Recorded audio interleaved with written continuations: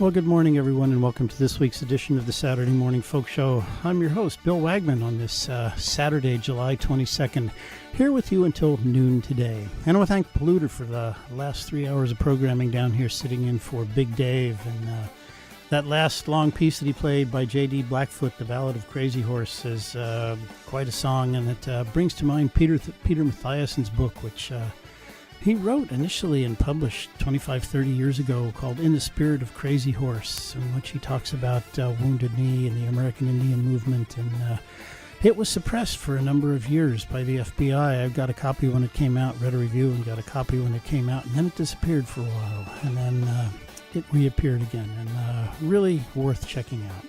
So anyway, stick around. I've got what I think is some pretty cool stuff for you this morning, and stay cool.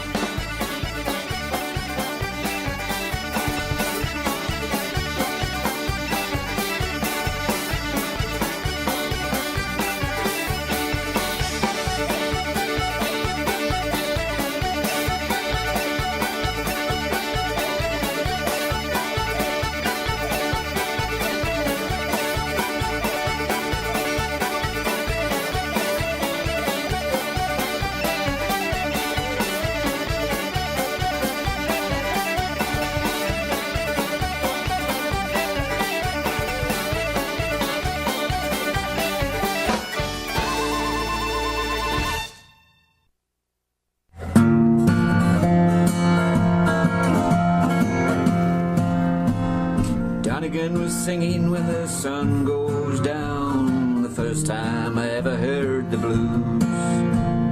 Midnight Special and the Rock Island Line meant more to me than blue suede shoes. Didn't know a thing about Leroy Carr, killed in a battle with the booze. Lonnie sang his song, I just sang along. Lonnie turned me on to the blues.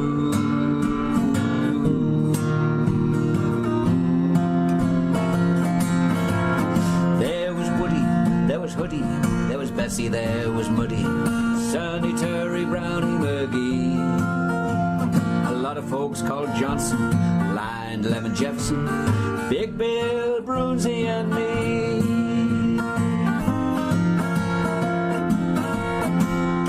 Big Bill Brunsey is a hero of mine, songster with the hollering sound. Love to hear him singing, black, brown, and white. The record went round and around. Though I didn't know about the Jim Crow, I had to go with the feeling. set major playing 78s, sent all of my senses reeling.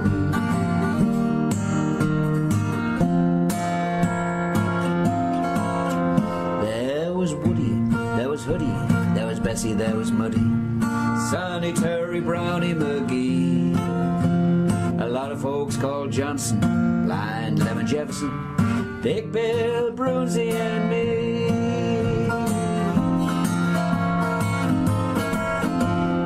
Never understood why a poor white kid, born far away from the Delta, could ever get to feel the way that I did, as blues were giving me shelter. Jazz and rock and roll, R&B and soul, many kinds of music to choose. All those different fruit have a single root. Everything comes from the blues.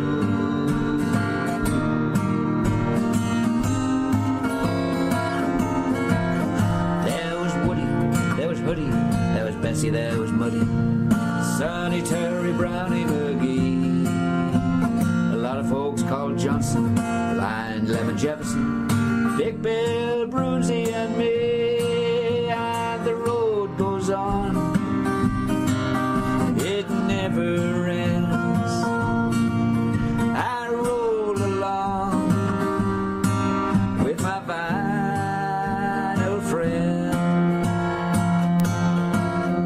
There was Woody, there was Hoodie, there was Bessie, there was Muddy, Sonny, Terry, Brownie, McGee.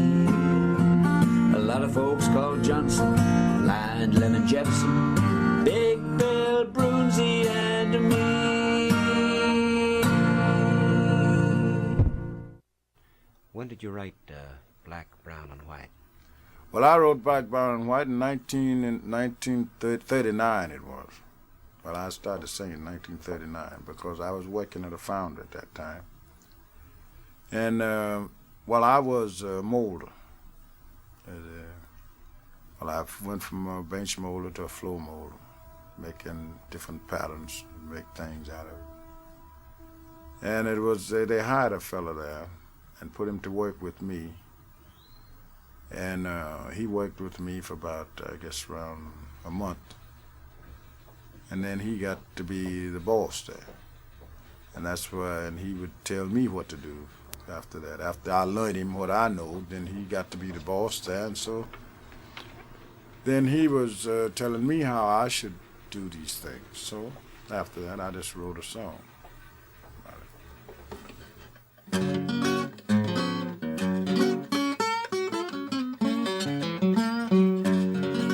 This song, for fact, is written about my life. A lot of people don't like it because of the word, get back.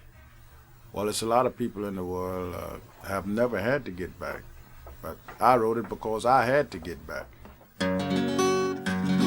This little song that I'm singing about, people you know is true. If you black and gotta work for a living now, this is what they would say to you. They says, if you was white, you'd be alright. If you was brown, stick around. But as you black, oh brother, get back, get back, get back. I was in a place one night, they was all having fun. They was all buying beer and wine, but they would not sell me none. They said, if you was white, you'd be alright. If you was brown, you stick around. But as you black, oh brother, get back, get back, get back.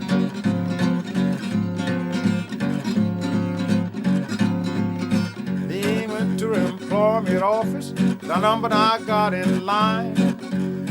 They called everybody's number, but they never did call mine. They said, if you was white, you'd be alright. If you was brown, you stick around. But as you black, oh brother, get back, get back, get back. Me and a man was working side by side. This is what it meant. They was paying him $1 an hour, and they was paying me 50 cents. They said, if you was white, you'd be all right. If you was brown, stick around. But as you black, oh, brother, get back, get back, get back.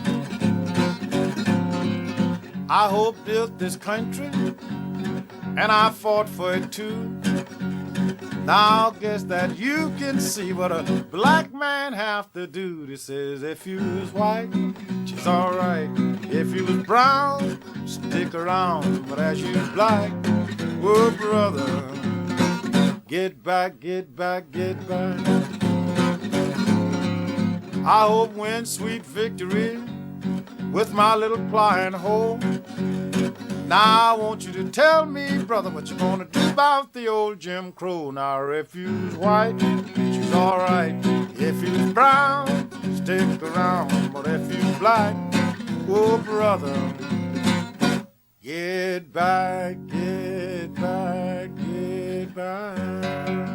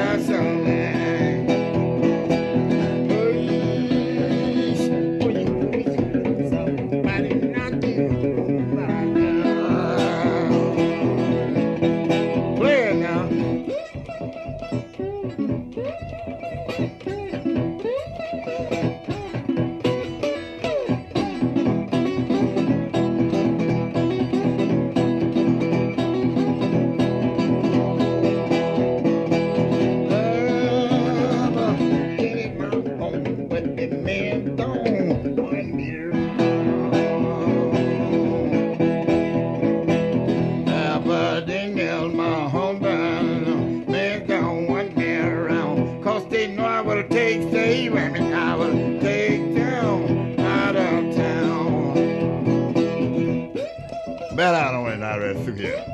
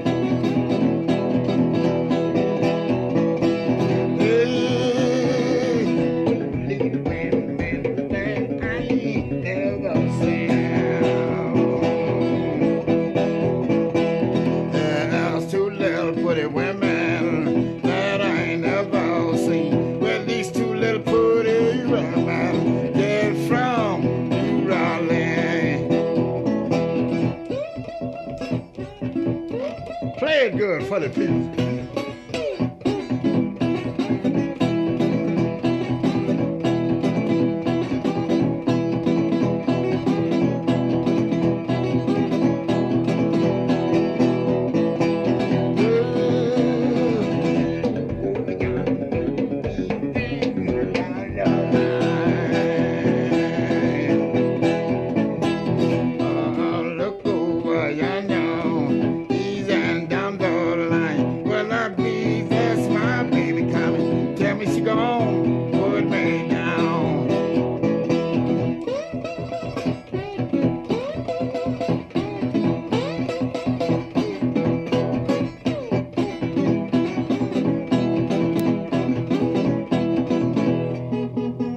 Second now, she's leaving Aberdeen on that freight train, don't even know. Booker T. Washington White, Booker White, with Aberdeen Blues, and I'll come back to that in just a minute. Started that set off with Ed Pickford, a wonderful songwriter who lives in Newcastle in the UK, with a song that he wrote entitled Big Bill Brunsey and Me, and I asked Ed about that, what the genesis of that song was, and he says, the origin of the song has two elements. The lesser one is that my mother, who knew about the blues about as much as a meerkat, found a blues EP she thought I might like in Sunderland. It didn't have a cover. It was a Brunsey record, and I was hooked. That would be about 1956 or 57. I was part of a strange movement along with the Stones, Clapton, Beatles, Elton, and everyone. Young white kids who saw something in the blues they were yearning for, musical crack. Most people were exposed to the blues through skiffle, started off by Lonnie Donegan, who he mentions in the song, a trad jazz musician.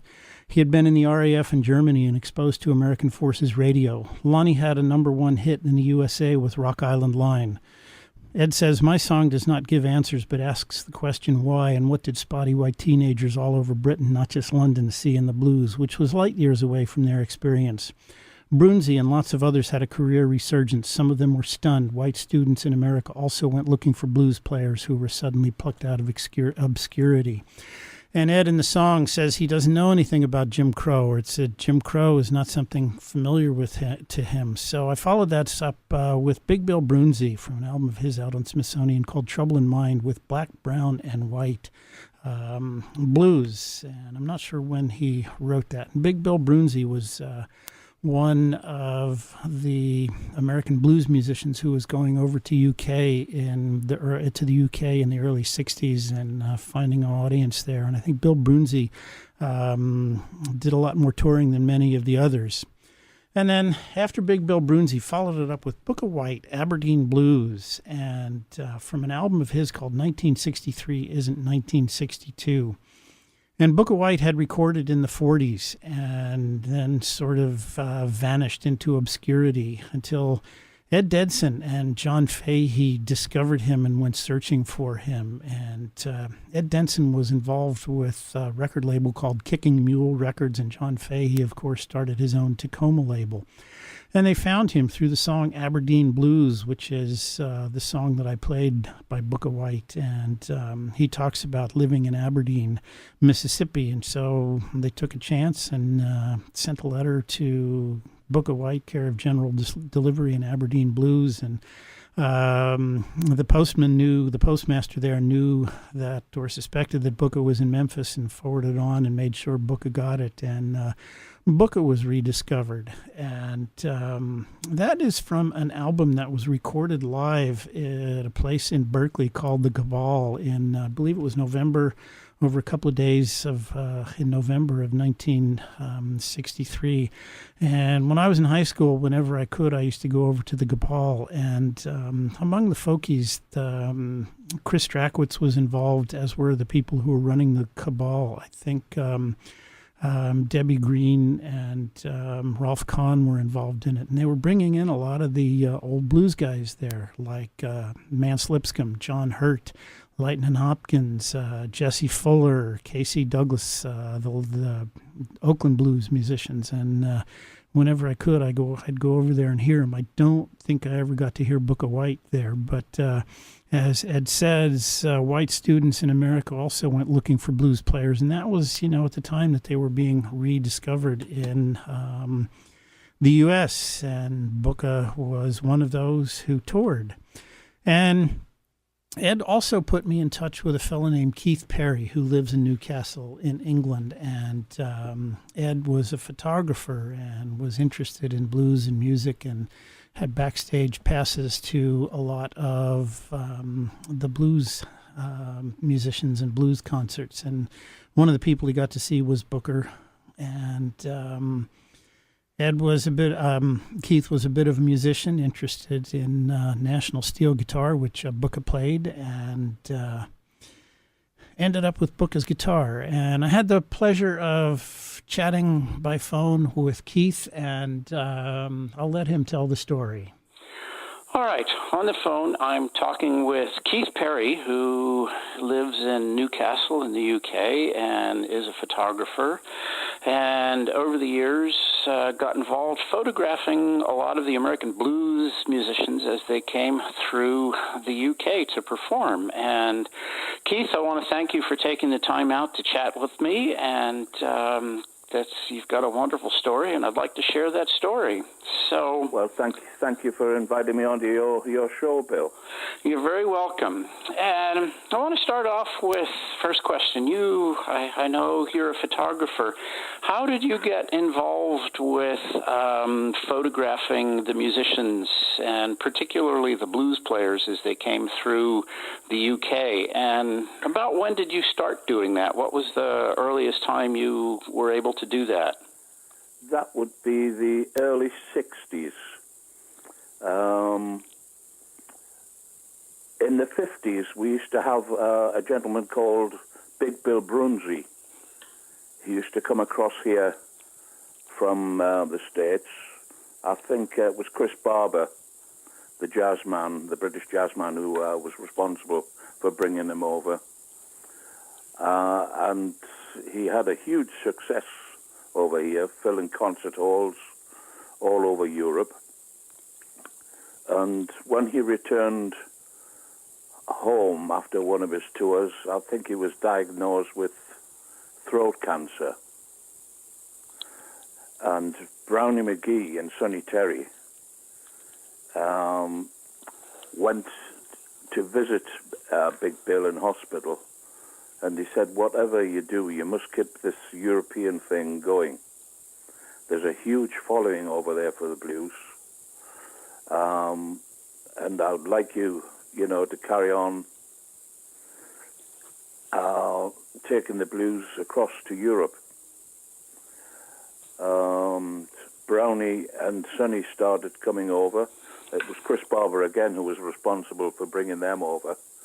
And they were the first real blues players that I met when they came to the City Hall in Newcastle Upon Tyne, early 60s. Yeah, I'll interject here. I know Ed Pickford, who is the person who put me in touch with you initially, had a very similar story, and Ed has actually written a song, Me and Big Bill Brunsey, which is kind of fun. But yes, it's an excellent song. Yeah, so did you have an interest in blues at that time, or was it just something that you were invited to do? Because as my understanding is that you had backstage passes to go back and meet and photograph all of these players. And so I'm curious, were you interested in blues, or did your interest... Well, it really first started in the 50s, Bill, with skiffle music. We had a chap over here called Lonnie Donegan. Yes, had a huge hit with a song called Rock Island Line. This influenced people like the Beatles, Rolling Stones. It had a huge impact on everybody, and including me. And I noticed on the credits underneath traditional arranged Ledbetter. I thought, I'd like to hear the original, and I managed to get an LP of Leadbelly, who, of course, composed Rock Island Line, sang the original. But Lonnie Donegan did a great version, and it had a huge impact on people, and that led me to want to listen to more of the legendary blues players. Yeah, I know Lonnie Donegan had a couple of big hits here in the U.S. I think Rock Island Line was a big hit for him in 1958, if I remember the date correctly, here in the U.S. And then, yes, of course, the silly song that he had was Does Your Chewing Gum Lose Its Flavor on the Bedpost Overnight. But yes, the skiffle era, it only lasted a couple of years. Yeah.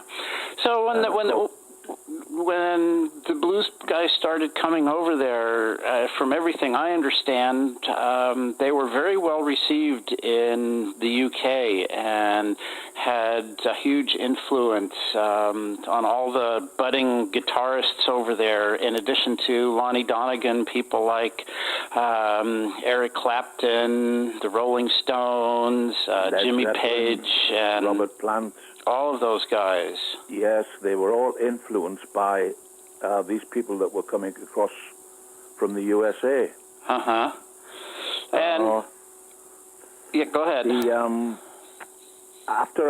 When Sonny and Brownie first came here in the early 60s, I mean, the security around these people wasn't anything like it is now. All they had was a road manager. So I turned up at the City Hall stage door one night because I worked for the local paper, and asked if I could take some pictures backstage, and yeah, straight away, come on through. And there was Sonny, Terry and Brownie McGee sitting, waiting, warming up to go on stage, going over a few riffs, and they were very, very friendly, lovely people who I remained friends with until they died. I imagine, too, that they were very well received over there and really appreciated having the attention that was given to them by the folks in the UK. Well, I mean, I only saw them at the City Hall in Newcastle. And it was always sold out. I mean, it was an incredible sight to see. Brownie, who was disabled, leading Sonny on stage, who was blind, you know, helping each other, and sound men putting the mics in front of them. And of course, Sonny was an incredible showman, phenomenal harmonica player, who absolutely, I mean, the fans absolutely loved him. And of course, Brownie was a superb guitarist in his own right. But together, at their best, they were a great duo. Yeah, I never got to see them perform live, much to my dismay. I would have loved to have. But so at some point in there, you met Booker White. Well, it was a couple of years later they came across with the American Folk Blues Festival. And Brownie asked for him at the stage door. He came to the stage door, welcomed me straight in. He says, I want to meet you, want me to meet a real legend of the blues. And of course I'd heard about all these people. And I opened the dressing room door, and there was Booker White, just sat on a piano stool, having a cigarette. And he was really friendly, shook hands. He wasn't very big, but he was very broad. A lovely, lovely man. Yeah. And I just sat in absolute awe, because I'd read a lot about Booker White, you know, and his travels in Mississippi. And of course, it was thought he was long dead, and it was only he'd only been rediscovered a couple of years before. Yeah, I think it was John Fahey and Ed Denson who... That's right, two American students who had written to the General Delivery or Post Office in Aberdeen, Mississippi, and they forwarded their letter on to Booker, who was, at the time was living in Memphis. And which led to Booker being rediscovered all over again. Well, my understanding is, too, and correct me if this is not true, but in those days it was very difficult to get recordings of American blues musicians over in the UK. Is that, in fact, correct? Yeah, I used to buy mine from a specialist dealer. He used to advertise in the Jazz Journal over here. They were very rare, very collectible. And, of course, you had to pay premium prices to get a hold of these. And I had an LP of Booker's songs, all his early recordings, Fixin' to Die, Aberdeen, Mississippi Blues, really great stuff. Some of his early stuff. Yes, yes. Yeah. So you met Booker, and my understanding is, too, that you were a bit of a musician yourself, and were interested, you were playing or trying to find a national steel guitar. Is that... Yes, it was a few years. I mean, you couldn't buy guitars like this in the UK. Well, that's another thing. During the 50s and 60s, because at that time, after World War II, there was an embargo, a trade embargo on luxury goods between the US and Great Britain. So that was, the only guitars like Gibson, Martin, Stratocasters, and National guitars. You only seen those on LP covers and in books, or if you're lucky enough to see some of the visiting American musicians who played these instruments. So the story, as I understand it, is that you met Booker and you asked him the question. You said, I'd like to get one of those guitars. You can help me. Can you help me do that? Well, that didn't happen until a few years later. Again, Brownie McGee and Sonny came in concert, and Brownie said, did you ever send Booker the pictures that you took at the City Hall in Newcastle? And I said, no, we didn't exchange addresses. So he said, you must send him some photographs, because Brownie was really friendly with Booker White. So Brownie had this book, huge contact book, and everybody who was anybody in the blues was in that book. And he had an address, of course, for Booker White in Memphis. So he gave me the address. I sent a couple of photographs, and a couple of weeks later, I got a letter back from Booker White in Memphis, thanking me very much for the photographs and how much he'd enjoyed himself over here, and hoping he was going to get booked back over here again. And I noticed at the bottom, he also included his home telephone. So I thought, well, he was good enough to write, so I'll leave it a couple of weeks. And I rang him at home in Memphis, and his wife said, oh, he's in his office. I'll go. I said, well, don't. He said, no, he'd love to speak to you. And I didn't realize his office was a couple of seats outside. The block where they lived, Bill, in Memphis, where he used to sit and play his guitar all day, and people would come by and watch him. So anyway, Booker came up, and we spoke for about 20 minutes on the phone, and I said, have you got any of your old recordings? He says, no, I've got none of them. So I said, well, I've got a couple of LPs now with virtually about everything that you ever recorded. So I said, I'll put them on the tape for you and send them. So he said, I'd love to. So again, I sent them off to Booker in Memphis. About perhaps a few weeks later, again, I got a letter back thanking me very much and how much he'd enjoyed listening to the tapes, and he'd sat up until the early hours, and how they'd brought back a lot of memories to him from his times in Mississippi when he traveled around and hoboed all over the place. So again, a few months later, I thought, oh, it's about time I gave him a call. So during this conversation, I said, I'd love, if you ever hear of a guitar like yours coming up for sale, I'd perhaps love, I might be interested if I can afford it, to buy one. And he said, well, you've been very good to me. You've sent me all these recordings and photographs and been very friendly. I said, if you send a few $100 to cover the postage and packing, you can have my old guitar, Hard Rock. So I held the phone away for a few disparate. Oh, my God. And immediately I said, leave it with me, Booker. I'll get something sorted. And I remember at the time saying to my dear wife, I've just been offered this guitar in Memphis, but we just, not long settled into a new house, and we're a bit short of cash at the time, and bless her. I got a bank loan, but she came up with the necessary, and we paid that off just to send off the money via the bank to Booker in Memphis, and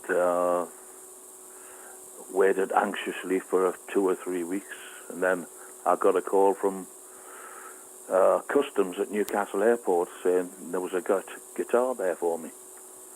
And, oh, God, I couldn't wait to get up to that airport. And I'll never forget, I think it was a Friday. The customs guy opened it. He says, look, you're going to have to pay some sort of duty on this, you know, and how much would you value this at? And I said, I'm sorry, it's a gift. I couldn't place a value on it. So, you know, I think it was late in the day, and maybe he just wanted to get things wrapped up. He said, well, if we value it at £100 and I charge you £17 duty, or will that be okay? And I said, I'm sure that would be fine, yes. I couldn't get out of that airport quick enough. Right. And did you have an opportunity? Did Booker ever come to the UK after that time, or? No, this was at the time where he was ill at the time. I never saw him in person again. The last time I saw him, it was at the Empire in Sunderland with Brownie McGee, and I took a photograph of them both together. But even then, he wasn't a well man, and he didn't come across on tour anymore after that. Well, one of the things I want to talk about too is a couple of years ago, a fellow named Peter Daniels wrote a book, The Legend of Booker's Guitar, in which he tells the story of this. And I'll be forever grateful to Peter Daniels for doing all that, and for all the research that he put into that book. Well, because without that book, I mean, the guitar's been in various magazines. I've had all sorts of people, you know, well, you've read the book yourself, Bill. Yes. And all that is down to Peter Daniels, who put in such a lot of hard work in putting that book together, because I would never have got round to doing that. Well, there are some wonderful photos in there of folks like Mark Knopfler, B.B. King even, Eric Clapton, Bill Wagman, and others playing the guitar. Yes. And when you got the guitar, how did people find out that you had the guitar? And did you make it available to people for, you know, those people to come and look at and have an opportunity to play it? Well, the first of the big name stars to play the guitar was Don McLean, who I'd become friends with at the Cambridge Festival. He was top of the bill there with Sonny Terry and Brownie McGee. I was with Sonny and Brownie at the time, and Don asked me if I would do a few photographs, and I did, and I met up with him in Newcastle, and, you know, we got friendly, and one thing led to another, and I told him about the guitar, and he said, oh, I'd love to play the guitar. And I took it, you know, down to the City Hall that night, and he played it in the dressing room. I mean, he's a superb guitarist. He can play blues, finger-picking, all sorts of styles. Mark Knopfler, I would think, probably heard, first of all, about the guitar from Steve Phillips, who is a musician himself. I have found one of his recordings since learning of him. Yes. Well, Steve Phillips I've met years before. He's a good friend now of mine. And I think Steve possibly mentioned this to Mark Knopfler. And when Mark came with Dire Straits to the City Hall in Newcastle, I got in touch with his manager there, and he says, oh, yes, he'd very much like to see and play the guitar. Can you take it out to the Holiday Inn where the group was staying? And I took it out there, and he was very friendly again. Mark is also a superb guitarist. Yes, I've heard him play many times. In fact, he's played it on another occasion at the University of Newcastle. I turned up there one day, and he said, have you still got Booker's guitar? I says, yeah, I brought it with me. He said, oh, good. He said, do you mind if I use it for the lecture I'm doing with the students? And I said, no, not at all. And there's a picture of him playing the guitar on YouTube. a short clip of him. He is a great guitarist. Yeah, well, B.B. King, again, is another one I became friendly with through his manager, Sid Seidenberg, because they used to use my photographs a lot for publicity purposes. And I mentioned to B.B. that I had the guitar, and he couldn't believe it. He says, I remember that guitar when I first came up from Mississippi to Memphis. I think he ran away at the time from Mississippi. And he stayed with Booker in Memphis, and he remembers the guitar being stored on the top of a wardrobe. Straight away he identified the pattern on the headstock. And when I took it to the hotel, where he just picked it up and he kissed it, and B.B. couldn't play slide guitar, but he said it was Booker who influenced his style of guitar playing. His vibrato, it's quite unique to him. And he called the guitar the Holy Relic in his book. And another thing he called it was, he says, this is what I would call a Delta Stradivarius. Interesting. But he absolutely was in awe of the instrument and remembered it well. And then one of the people who made a mark was Eric Bibb, who you met at some point. And I know Eric Bibb wrote a song about the guitar, which he has recorded and released. Story there. I went to see Eric Bibb in concert, and he again is a superb musician. He has really taken the blues forward into the future. And I thoroughly enjoyed the show, and as did my son Richard. And after the show, Richard said, he's signing CDs out the front, and there was quite a queue. I said, well, we'll hang on. So as we got nearer, Richard said, why don't you mention Booker White's guitar to him?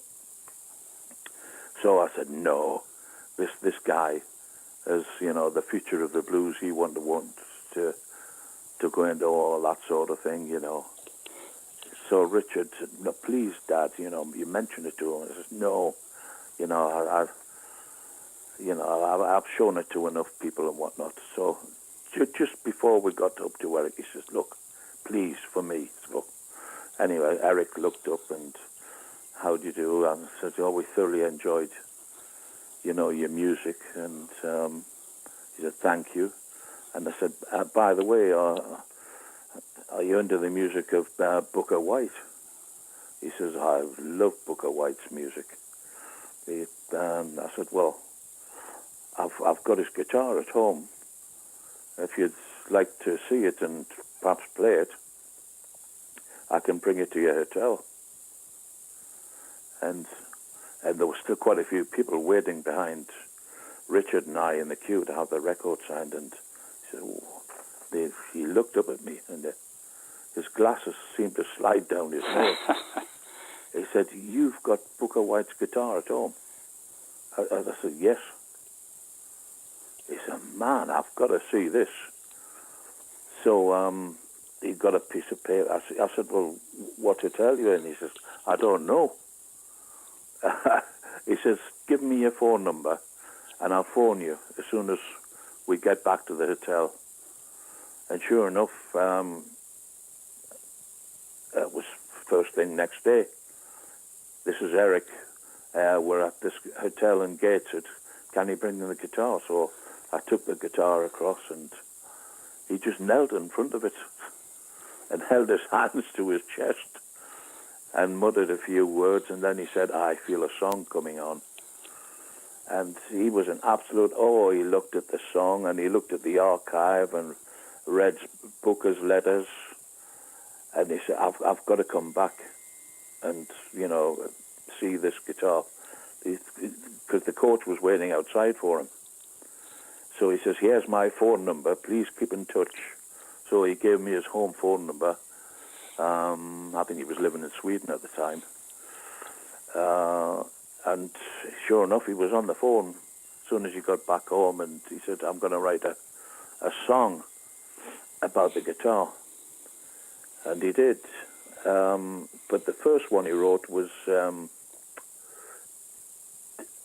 Tell Riley.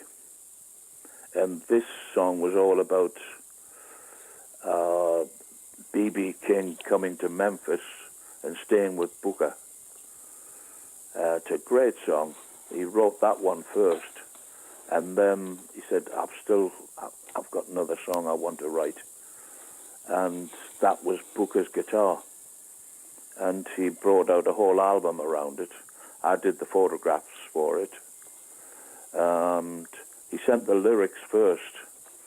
He says, can you put the lyrics in the case with the guitar, just so they can get used to each other, which seemed a strange request. But I went along with it, and I've still got the original lyrics in the archive. Oh, wow. That Eric sent. You know, he said, just so they can get acquainted with each other. And then he came, he says, look, the instrument is far too valuable to send to me. I'll make a day's break next time I'm over on tour. I'll book a studio and I'll come and record the song, which he did. I picked him up. He got a coach from London, I think. I picked him up and we went straight. He had the studio booked already through his management in Gateshead. I think he did about 6 takes for the song, and that was it. Yeah, and it's a nice album. Yes. Well, again, it won an award at the time, Blues Album of the Year. Plus, it really a Downbeat, I think, magazine over there. It was their record of the year. And then we did all the photographs, and he was back on the coach again at midnight and off again on his travels. Wonderful. Yes. Well, he made the comment, you quoted him as saying that the guitar was too valuable, and when we talked earlier, you made... He did an interview with the New York Post, which is still available on Google. And they asked him about, owning a guitar like this, and he said, well, how can you own something which is priceless?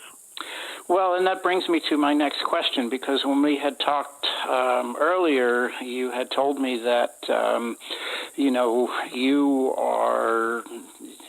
would like to make the guitar more widely available and, find an organization or a museum that would be willing to have it and display it. And I'm wondering if you've if you've started to work on that, or whether or not you're working on that, and if you have any plans at this point. I've been too busy, actually, Bill. Look, it's just appeared in yet another magazine over here. Lovely magazine, Historic Hardware, 66 guitars of the world's guitars that made history. And it's featured on 6 pages in that. Wow. So one of 66 of the world's guitars that actually made history. So now I'm going to get round to the stage where, I've carried the legacy for more than 40 years now. And if there was a suitable museum or collector who would be interested in buying the guitar and the entire archive and, making it available for people to admire, that would be fine. Mm-hmm. And, well, if anybody's listening to your show that might be interested, they can get in touch with me through you. All right. Well, yeah. And, one last question. There are quite a number of your photographs in the book, The Legend of Booker's Guitar, which I will just say by a side you can look for online and order a copy of it online. But there are some wonderful photographs that you have taken that appear in the book, and I'm wondering if you have You told me that you hadn't yet done so, but I wondered if you had any thoughts about trying to collect a number of your photographs and publish them in book form for other people to see, so that they don't have to go searching hither and yon to find them. Well, most of these are in the archive, Bill. Uh-huh. And these will all be made available on a CD to whoever takes it over eventually. Ah, wonderful. And, there's one magazine who came here and they took photographs of the guitar. Very nice photographs. But they're now selling photographs of the guitar for nearly in between £400 and £500 each. Really? Yes, for one print. Wow. Yes. Interesting. I mean, it's I thought, they were good enough to give me a 6-page spread in their magazine, so if they want to try and charge that sort of money for photographs, they do so. Yeah. But it is a unique instrument, because I can't think of another instrument that belonged to a blues legend in existence. Mm-hmm. There was, a few years ago, they thought they'd found the Robert Johnson guitar. And the papers made quite an issue of it at the time, because there was no provenance with the guitar, nothing, other than they think they've discovered the Robert Johnson guitar. And a sale room out in the USA immediately put a reserve price on it of $6 million. Wow. Interesting. Yeah, and if I understand that it turned out to not be... it turned out it was a fake. Yeah. Now, Booker White is right up there with Robert Johnson, Son House, Skip James, and all the legends. Yes. But I won't be asking anywhere near what they were asking. Yes. Well, Keith, it's a wonderful story that you have, and some really wonderful experiences that you've had, and a rare opportunity to meet all these old blues players and get to know them and be friends with them, and really appreciate your taking the time to chat and tell your story. Pleasure, Bill. And I want to wish you all the best, and hopefully we'll stay in touch. Well, thank you for inviting me onto your show again, and as I say, anybody who's interested can get in touch with you. Very good. Well, thank you, Keith. Appreciate it very much. Okay, Bill.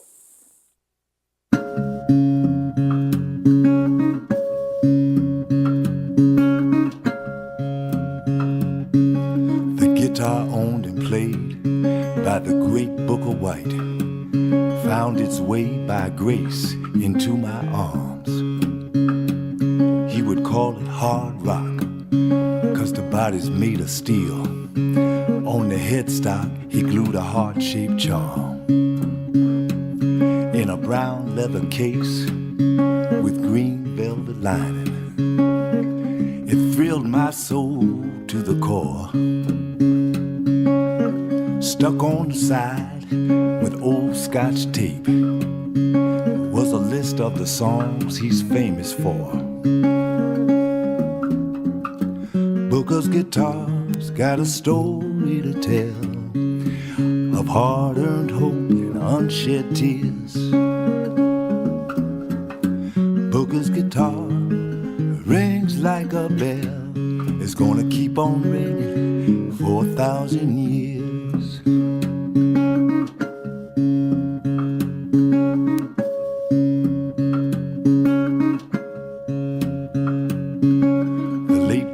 White sang straight from his heart.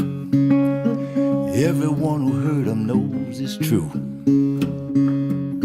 He'd spank that shiny guitar just like a drum.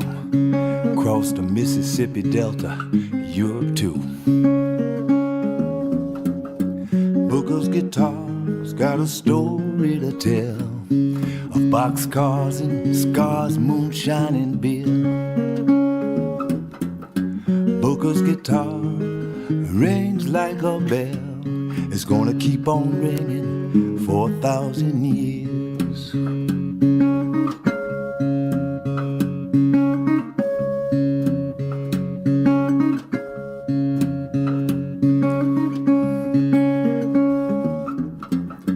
Booker's guitar's got a story to tell, a story the world needs to hear.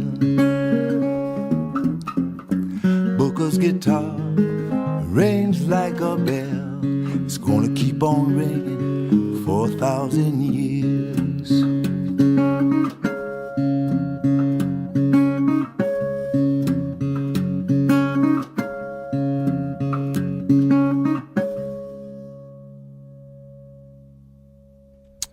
Eric Bibb with the song he wrote, Booker's Guitar, and that's from his album Booker's Guitar, the same name, on Telarc Blues. And wonderful conversation with Keith Perry. He's got a great story to tell and some real wonderful experiences. And I want to thank Steve O'Neill for helping me to record that. And remind you, too, that the book, The Legend of Booker's Guitar, written by Peter Daniels, is available. You can find it online. And I think it's a great story and something that I really enjoyed hearing and getting to know Keith a little bit and having the opportunity to chat with him and hear the story firsthand.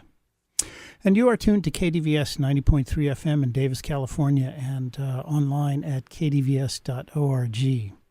And one of the people that Keith mentioned is a fellow named Steve Phillips, a British blues player who apparently told Don McLean and helped spread the story about indicating the fact that Keith had Booker's guitars.